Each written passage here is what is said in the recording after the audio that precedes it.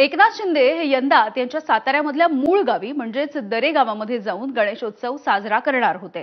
मात्र मनोज जरांगे पाटील यांच्या आंदोलनाच्या पार्श्वभूमीवरती त्यांनी दरेच गावचा आपला दौरा रद्द केलाय। लोकशाहीने आंदोलनाचा हक्क दिला असला तरी सुद्धा आंदोलनामुळे कोणाची गैरसोय होणार नाही याची काळजी घेतली पाहिजे असं एकनाथ शिंदेंनी म्हटलंय।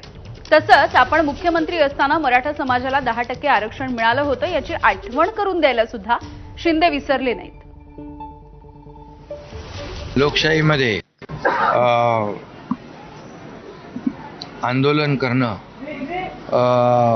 किंवा लोकशाहीमध्ये प्रत्येकाला आपला हक्क मागण्याचा अधिकार आहे, परंतु आपल्या आंदोलनामुळे इतरांची गैरसोय होणार नाही याची काळजी मात्र घेतली पाहिजे। मी जेव्हा मुख्यमंत्री होतो, मी देवेंद्रजी, अजितदादा, आम्ही आमच्या मंत्रिमंडळाने मराठा समाजाला 10% आरक्षण देण्याचा आम्ही निर्णय घेतला। 10% आरक्षण दिलं आणि ते आरक्षण आजही कायम आहे। त्यामुळे मला वाटतं या ठिकाणी मराठा समाजासाठी कुणबी प्रमाणपत्र देणं असो, मराठा समाजासाठी ज्या काही योजना लागू करणं असो, या सर्व योजना जस्टिस शिंदे कमिटी असेल, गायकवाड कमिटी असेल, त्याच्या माध्यमातून अनेक गोष्टी देण्याचा प्रयत्न केलेला आहे।